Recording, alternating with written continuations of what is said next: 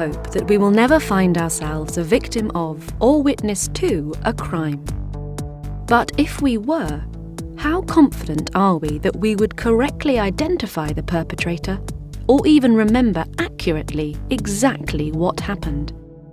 My name's Graham Pike. I'm a Professor of Forensic Cognition here at the Open University's Department of Psychology. I teach and research in the area of forensic psychology with particular expertise in eyewitness memory. Eyewitness testimony is a particularly problematic area for several reasons. One of those reasons is the outcome of eyewitness testimony can be very important. That if an eyewitness misidentifies someone, then an innocent person can be sent to prison.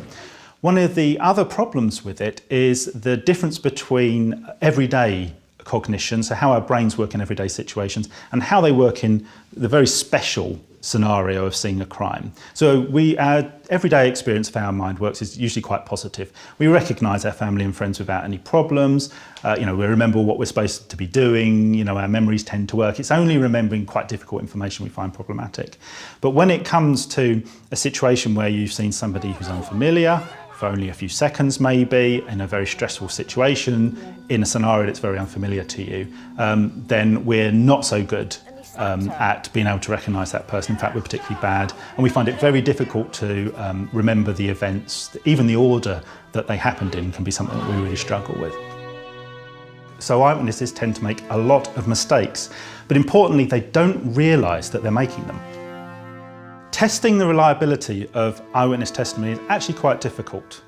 It's very hard to replicate exactly the situation that would happen in a court. For instance, what we can't do is commit really violent crimes in front of research participants because it would be unethical. We also can't introduce something called consequentiality.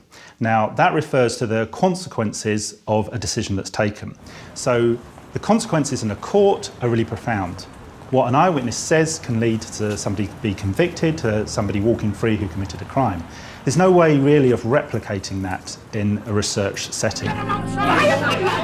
Graham worked with the Greater Manchester Police on a fascinating television series that explored the issues around eyewitness behaviour through experiments and by staging convincing mock crimes in front of a group of volunteers.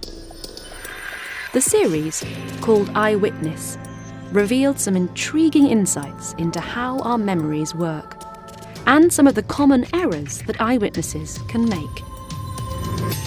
As a demonstration of human memory, we actually showed a piece of kind of modern art to our eyewitnesses and asked them to describe it, asked them to say kind of what it reminded them of. You could say it was fan-like in its shape.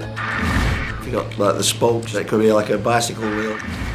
A few weeks later, we then got them to draw from memory that piece of art. And what we found was that rather than replicate the piece of art, what the people tended to do was replicate what they'd said it looked like.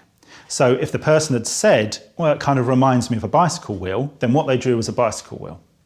So what they'd done was interpreted that piece of modern art as what it reminded them of, but then remembered it in terms of that. So not exactly how it looked, but what it reminded them of. And it was that they reproduced. You'd given the picture.